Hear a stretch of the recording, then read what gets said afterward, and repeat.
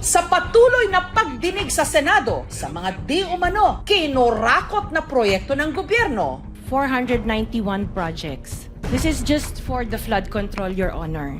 mas marami pang mga anomalyang na isiwalat. Pati na ghost projects. Kabilang na ang idinulog sa NBI ng mayor mismo ng San Carlos City sa Negros Occidental, si Mayor Renato Gustilo. Ayon sa kanya, nagpadala raw sa kanya ng liham ang DPWH Central Office na nangungumusta ng 3 flood control projects sa San Carlos na nagkakahalaga raw ng 306.4 million pesos. Gayong wala raw siyang kaide-ideya na meron palang ganong mga proyekto sa kanyang kinasasakupan. Sa investigasyong isinagawa ng San Carlos City Local Government Unit, nalaman na ang mga kontraktor sa proyekto, ang Apo General Construction, EKC Construction, at Haben General and Engineering Services, pare-pareho raw na walang ginawang kahit na anong proyekto sa San Carlos. Sa makatuwid, ito'y mga ghost projects.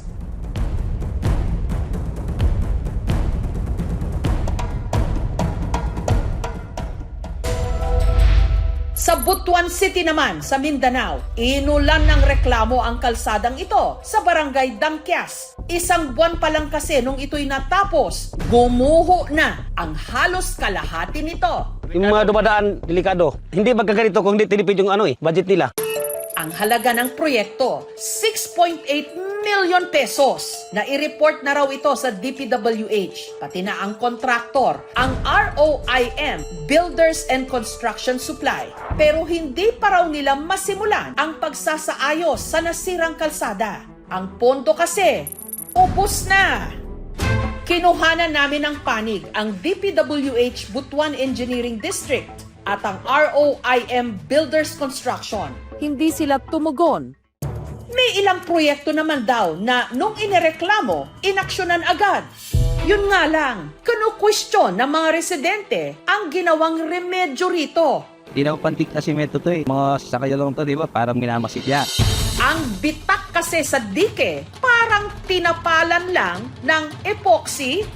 Nagtagal naman ang ating quick fix sa ating flood control. Epoxy yan, pare! Ayon sa Pampanga 1st District Engineering Office, hindi raw nila proyekto ang dike, kundi ng Central Office ng DPWH. Sa tala ng Sumbong sa Pangulo website, may 668 flood control projects sa Bulacan at 27 sa mga ito matatagpuan sa bayan ng San Miguel. Sinubukan ng aming team na hanapin ang isa pang proyekto gamit ang coordinates daw nito na nakasaad sa mismong website ng Sumbong sa Pangulo. Pero ito ang lumabas sa aming paghahanap. Ang isang bahagi ng ilog, wala namang dike. Ang kontratista ng proyekto, ang Global Creek Builders Incorporated. Ilang click lang sa website, nalaman agad ng aming team na may 5 pa silang mga proyektong nakalista. Ang may-ari ng Global Creek Builders Incorporated, ang mayor ng bayan ng Candaba sa Pampanga, si Rene Maglanque. Para masiguro kung totoo ngang missing ang dike sa barangay, sinadya ito ng aming team. At gaya ng na-research namin online, wala ngang itinayong dike ang Global Creek Builders Incorporated sa lugar. Gayunman, ayon sa kapitan, may ibang flood control projects naman daw na ginawa sa kanilang barangay. Dito po sa barangay namin, 2 po ang flood control machine na pero hindi pa po ito sa likod. Ang unang dike nasa isang bahagi lang ng ilog, pero ang kontratista nito hindi ang Global Creek Builders Incorporated, kundi JMLD Construction at ang halaga nito 95 million pesos. 300 meters yan. Lumalabas lang na 4 months na tinapos nila. Wala itong record sa Sumbong sa Pangulo website. Ang isa pang proyekto na itinuro ng mga residente, ang diking ito na binahari ng reklamo. Yung pinakamalakas na bagyo lang po halos hanggang dito po sa amin. Nagkaroon ng erosion, walang nilabasan yung tubig kasi walang nakadesign na RC pipes o bus culvert na lalabasan yung tubig. Wala rin itong record sa Sumbong sa Pangulo website. Pero ang gumawa raw nito, hindi pa rin ang Global Crete Builders Incorporated, kundi ang Edfrobon Construction Services Incorporated. Ang tanong ngayon, nasaan na ang flood control project na nakalista sa Sumbong sa Pangulo website na gawa di umano ng Global Crete Builders Incorporated? Isa nga ba itong Ghost Project? Ang Missing Dike, proyekto ni Bulacan 3rd District Representative Lorna Silverio. Sa aming pananaliksik, ayon sa lumang website ng Candaba LGU, si Congresswoman Silverio di umano family friend ni Candaba Mayor Maglanque na siya ring may-ari ng Global Crete Builders Incorporated na minsan na ring nadawit sa PDAF scandal taong 2014. Ito'y matapos mabanggit ni Janet Lim Napoles ang pangalan ni Mayor Maglanque sa kanyang sworn affidavit. Hiningan namin siya ng pahayag tungkol sa nawawalang flood control project sa San Miguel, Bulacan. Ngunit hindi siya sumagot sa aming imbitasyon. Samantala, para maipaliwanag ang kulang at tingi-tinging flood control projects sa kahabaan ng ilog ng San Miguel, humarap sa aming team si Edgardo Pingol, District Engineer ng 3rd District ng Bulacan. 2023 nag-start yung project na yan. Yung coordinates na nakalagay doon ay during planning stage isinasubmit. Kaya ma'am, during implementation, nagkaroon po naman ng pagbabago sa location. Hindi naman normal yung patsi-patsi. Depende nga yun sa release ng pondo. Kaya nakakaiba-iba ang contractor niyan dahil binibid yan. Hindi excuse na inilipat. Dapat may feasibility study yan. Kung in-approve na yung proyekto at sinabing doon kailangan ilagay, kapabayaan ito ng DPWH. Dahil nga na bago di umano ang lokasyon ng flood control project, pinuntahan ng aming team ang bagong lokasyon nito sa Labne, sa bayan pa rin ng San Miguel. At doon, may nadatnan silang istruktura. Yun nga lang, may ilang bahagi na wala ng simento. The project is already completed also. Kaya lang nagkaroon siya ng konting damage dahil yung flood water na nanggaling sa likod ay tinulak yung ating structure. Ginagawa niya ito dahil under pa siya ng warranty. Isa sa mga pinatawag sa Senado sa linggong ito at sinasabing kontraktor ng maraming government projects at may-ari ng St. Gerard Construction Corporation, si Sara Diskaya, na nito lang nakaraang eleksyon tumakbo sa pagka-mayor ng Pasig. It is common knowledge that you own 9 companies. Yes po. Hanggang ngayon, up to now, you own these 9 construction companies? Yes po. Sa Marikina, sa listahan ng mga proyektong nakalaan para sa syudad sa 2026 NEP o National Expenditures Program, may red flags o mga questionabling proyekto ang DPWH na nakita si Congressman Marcy Chodoro.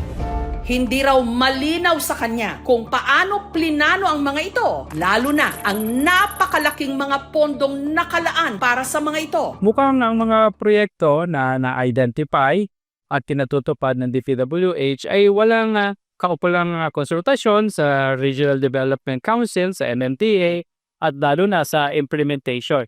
Kaya nga, napapansikin natin ang mga project na ito doble-doble at kadalasan kung drainage system ito, hindi na idudugtong sa tamang drainage outfall. Kaya tayo binabaha. Hindi magko-coordinate yung mga ahensya, hindi rin nagko-coordinate yung mga drainage. correct.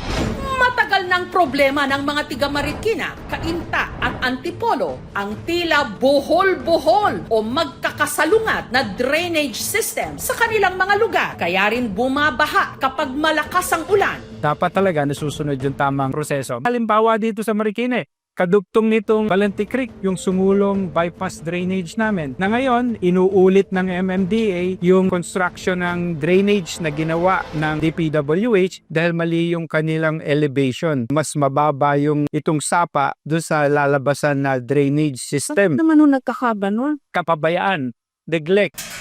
Sa listahang nakuha ni Congressman Teodoro, naglaan ulit ang DPWH ng 113 million pesos para raw sa drainage system ng Sumulong Highway na mula nung sinimulan anya ay mali. Di pera na naman, sayang yung pera. Tingin ko dapat may managot administratively o criminally dahil may nasayang na pondong publiko.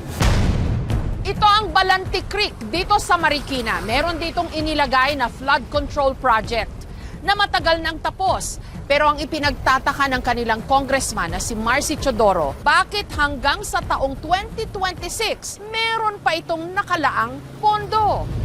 May isa ring kalsadang tapos na pero napaglaanan pa rin daw ng 20 million pesos at 2 phase ng rehabilitation ng drainage outfall na nakapagtataka raw na parehong-pareho ang nakalaang mga pondo. Katulad din ng flood control projects na isiniwalat ni Senator Panfilo Lacson sa kanyang privilege speech. Pare-pareho contract price, 77.19 million pesos. Pare-pareho riverbank protection structure.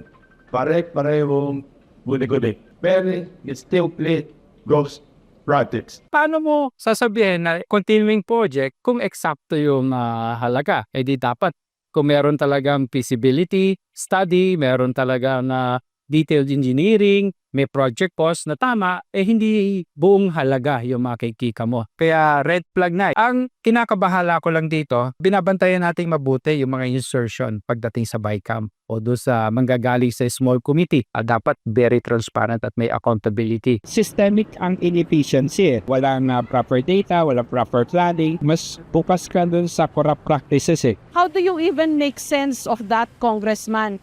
Merong mga proyekto na hindi magawa dahil walang pondo, pero merong mga proyekto katulad nito, doble-doble yung mga pondong inilaan. Sa ahensya talaga dapat pagsimula yung pagbabago. Kaya yung panawagan niya ng 40C resignation ay nararapat para doon sa mga opisyal na nagpapabaya at merong mga dapat managot ay mapanagot natin. Kung may mga proyektong substandard dahil di umano kinupit ang pondo, ang pinakagarapal marahil ay ang mga ghost project.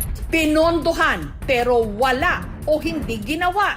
Meron ding mga tinatawag na insertions o mga naisingit na item o proyekto katulad ng ibinibintang ngayon kay Congressman Zaldico, party list representative ng Ako Bicol na siya ring dating chairman ng pinakamakapangyarihang komite sa Kongreso, ang Committee on Appropriations. Congressman na kontraktor si Ko. Siya ang original na nakalistang incorporator ng SunWest Incorporated, isa sa top 15 contractors sa listahan mismo ni Presidente Marcos. Bagamat kamakailan lang, nilinaw na nag-divest na raw si Ko ng kanyang shares sa SunWest. Mula nung nagsimula ang eskandalo sa mga di umano kinorakot na flood control projects, hindi na siya nakita pa ng publiko. Nitong Huwebes, inanunsyo ng Kongreso na nasa Amerika raw ito at nagpapagamot. May sakit daw kasi si Ko sa puso. Initial inquiry ko sa Office of the Secretary General, na-inform ako na si Congressman Zaldico is currently out of the country, na nasa United States siya for medical treatment. Si Congressman Zaldico is a proponent of 13 billion pesos plus worth of projects. Nakalista yung isa-isa para hindi na sabihin nag-invento ko. Ang point ko is, di ba dapat kung kaninong distrito yung project, siya yung nag-request, di ba? Ang point ko is, bakit hindi yung district congressman ang requestor?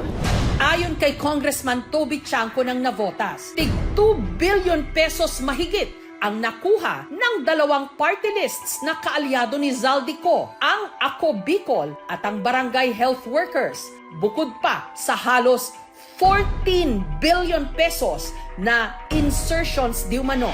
Dapat ipaliwanag niya, bakit unang-una, bakit siya may discretion over this amount of money? Yan, yung 13 billion na yan, siya ang requestor. Ito pa, yung 2 party list associated to him, Ako Bicol, 2.295 billion, at saka yung BHW, nasa pamangkin niya to, 2 billion 64 million. So yan na naman yung isang question, di ba? So total 17 billion. Almost 18 billion. Pero ang question is yung mga party list, alam ko, pinagbibigyan sila ng allocation. Opo. Pero maliit lang. Kung di ako nagkakamali, hindi ko alam. Kasi nahiya naman ako magtanong-tanong, di ba? Ang tanong ko ho ulit, paano nangyari ito? Zaldico is a party list representative Yes. who is the chairman of the Appropriations Committee in Yes. the House and then gets to do this, sabi nyo. Paano ho nangyari yon? Hindi siya dapat sumagot. Paano? Hindi, pero there's a House leadership, di ba? The House would probably have its own oversight committee. May tumitingin dapat ton. How was he able to do this? Paano niya ho nagawa ito? Kaya nga, Jessica, di ba, kung nagawa niya to, sinong maniniwala na kaya namin imbestigahan yung sarili namin? Sinong maniniwala? Tapos ayaw nilang ipatawag. Sinong maniniwala dun sa investigasyon na yun? Mr. Chairman, August 4 ako nagsabi, 2025 budget is the most corrupt budget. Hanggang ngayon, wala akong narinig na denial man lang sa previous chairman o sa previous members ng committee. Sa hearing ng Kongreso nung Martes, ipinanukala ni Congressman Edgar Erice at Congressman Isidro Ungab na ipatawag si Congressman Ko para magpaliwanag, pero may mga kumontra. Mr. Chairman, I am objecting on the motion. Hanggang nagkasagutan na rin sina Congresswoman Janet Garin at Congressman Chanco. Here is the USP. Sinasabi, papaano nagkaroon ng insert. Under the name of Congressman Saldico, ang insertion sa BICAM as proponent siya is 13,803,693,000. And we do not want to invite him as a resource person. Chair with due courtesy. Wait, I have the floor. Yeah, I have the floor. I have the floor. No, Mr. I have the floor. Motion to suspend. Pero sabi po ni Senator Lacson, meron daw 67 na mga congressmen who are also contractors. So ito yung contractor. Okay. Anong masasabi niyo ho doon? Nadidinig ko na meron, di ba yun nga yung sinasabi nating delikadesa, di ba? Dapat lumayo na tayo. Again, paano maniniwala yung mga tao na magiging fair ang investigasyon kung meron ngang 67 na ang contractors doon sa Congress? Ang hindi ko maintindihan, hindi ko alam kung di ba nila nararamdaman na galit na yung mga tao sa congressman, na ang pangit na ng image ng Kongreso. Hindi ba namin nararamdaman yun? Ako nararamdaman ko. Hindi ko alam bakit sinasakripisyo yung imahe ng House of Representatives para lang sa isang tao. Of course, alam ko, naririnig ko naman, yung iba doon, ako yung sinisisi. Ako daw nakakasira ng image ng House kasi ako daw yung salita ng salita. So, pag tumahimik si Toby, hindi naman tayo nasisira, kaya lang tayo nasisira dahil sa mga pinagsasabi niya. So, parang ganun ang spin nila. So, later on, sigurado akong papalabasin na masama niyan. Sinimulan na ring usisain si Engineer Henry Alcantara, ang sinibak na dating 1st District Engineer ng Bulacan na nakakasakop sa flood control project sa bayan ng Baliwag na binisita ng Pangulo noon lamang Agosto at nalamang ghost project pala. Wala talaga, 220 meters, 55 billion. Completed ang record ng Public Works. Walang ginawa kahit isang araw hindi nagtrabaho. Wala. No, I'm not disappointed. I'm angry. So, paano po nangyari yung ba't nabayaran po? Wala naman pong kahit na isa. Ghost nga po eh. There is a documents that's the basis of the accomplishment in the Public Works, and that is statement of work accomplished, signed by the project engineer and the implementing section po. Pero hindi po ba dapat tinitingnan nyo muna? Your Honor, as I told you, napakarami pong papel na dumadaan po sa akin everyday. Engineer Alcantara, during the Senate hearing, you admitted that you're going to casinos, Mr. Chair. Yes, Your Honor. Ilang beses po kayo napunta sa casino, Mr. Engineer Alcantara? Kaya po nung pinag ko sa Senate, around 2 to 3 times a month. So, kasama nyo po sa district office or dun sa mga taga-DPWH din po ba ang kasama ninyo? District office na po. Bawal ang government officials at empleyado na magsugal sa mga kasino, ayon na rin sa alituntunin ng PAGCOR. Isa rin sa mga ginisa sa pagdinig si Lawrence Lubiano, presidente ng Center Waste Construction and Development Incorporated. Isa rin sa top 15 contractors sa listahan ng Pangulo. Meron po ba kayong kamag-anak, asawa o kaya kapamilya na nasa gobyerno ngayon? Kapatid ko po, Your Honor.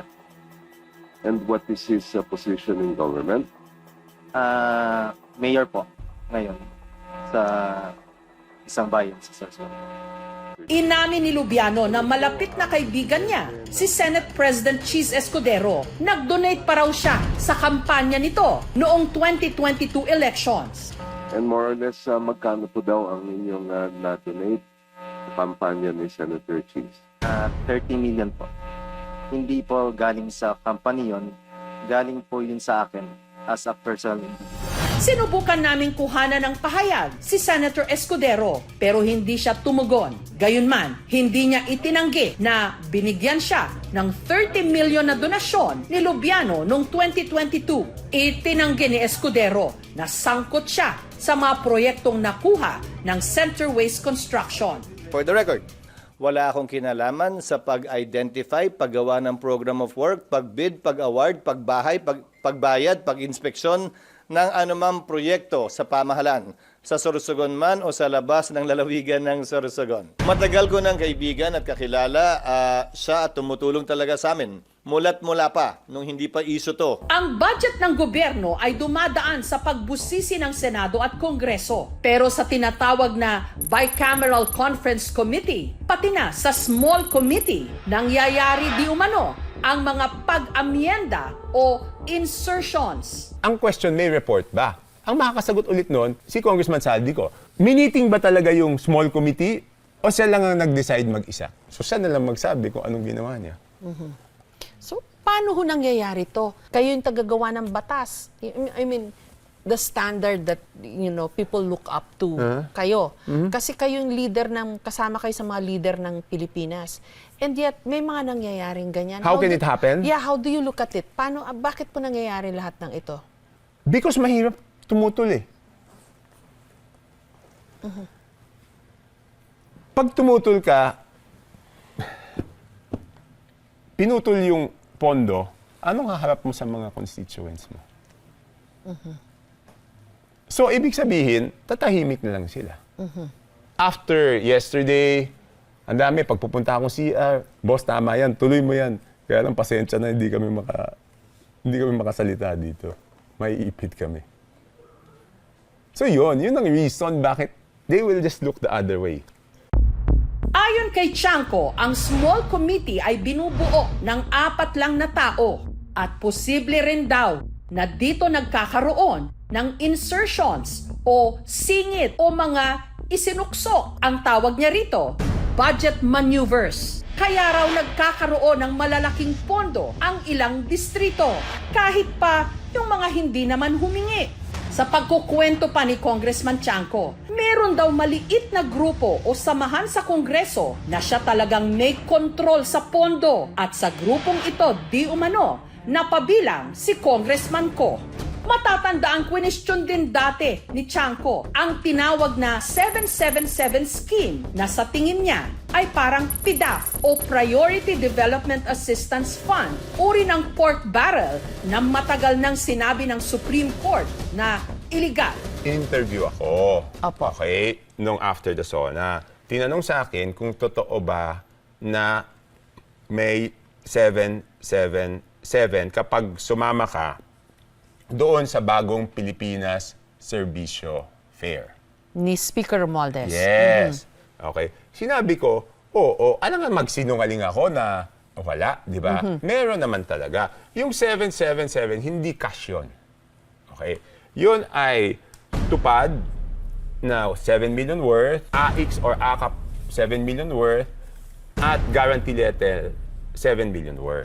Yun yung kinonfirm ko na meron talaga. Bakit may ganon? Siguro para madaming sumama doon sa bagong Pilipinas Serbisyo Fair. Isn't that patronage politics? It is. Yes, it is. Pero, congressman ka, sasama ka, mabibiyayaan yung mga Distrito mo. distrito mo.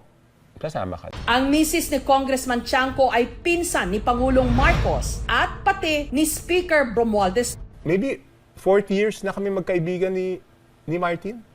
Kaya hindi rin masaya to eh. Ano status nyo ngayon? Hindi na kami nag-uusap. Pero kailangan ko mamili between my friendship with him and the legacy of the president. So hindi rin madali di ba? 2 araw ang nakalipas matapos ang interview ko kay Congressman Chanco. Nitong Biyernes, September 5, inakusahan siya ng kaalyado ni Congressman ko na si Party List Representative Alfredo Garbin Jr. na meron daw insertion si Chanco na 529 million pesos. Bakit si Congressman Chanco hindi niya imbestigahan yung kasarili niyang lugar na kung saan yung mga nababanggit ng ating presidente na involved mismo doon sa mga ghost project, doon mismo nagkukontrata din award bidders doon sa kanyang Nabotas district. Sinagot ni Chanco si Garbin, wag daw nitong ilihis ang issue at hindi raw insertion ang hiningi niyang 529 million pesos na additional na pondo mula sa Bicameral Committee para sa kanyang distrito sa Navotas na bahain o flood-prone. Ang nakapagtataka raw ay kung paanong nakapag-insert o nakapagsingit ang kaalyado ni Garbin na si Ko ng halos 14 billion pesos para sa iba't ibang mga distrito at tig 2 billion pesos mahigit sa 2 party list, ang Ako Bicol na kinabibilangan ni Ko at ni Garbin at ang barangay health workers na kinakatawan naman ng pamangkin ni Ko. Wala ako kahit isang graft case. And that is despite the fact na lumalaban ako o hindi ko naging kakampi yung mga presidente. Pwede lang check-in sa archives ng Kongreso, 2012 budget, 2014 budget, at 2015 budget. Question ko na yan. Okay? Tapos noon, admittedly, surrender na ako. Wala na akong magagawa dito dahil ma-outvote lang ako. Napagod din kayo. Hindi lang napagod. Alam kong walang mangyayari.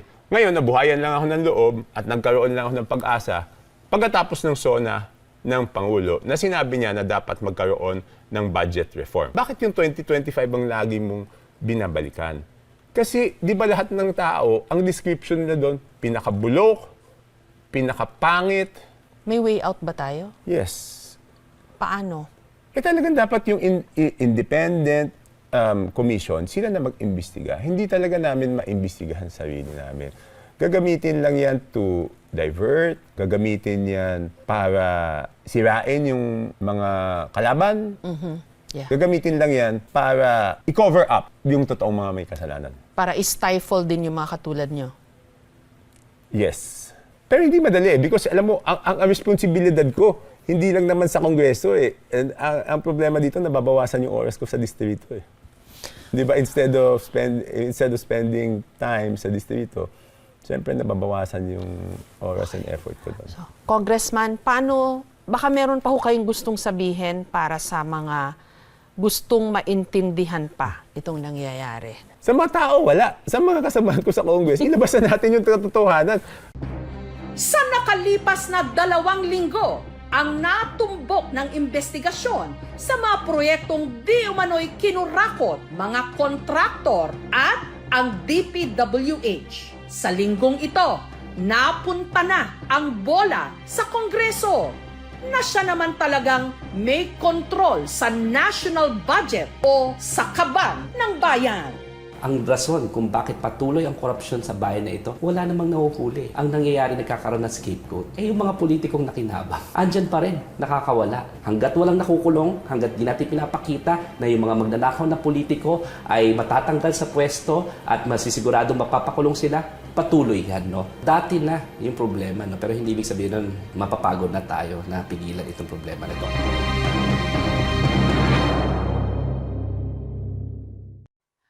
Thank you for watching, mga kapuso. Kung nagustuhan niyo po ang videong ito, subscribe na sa GMA Public Affairs YouTube channel. And don't forget to hit the bell button for our latest updates.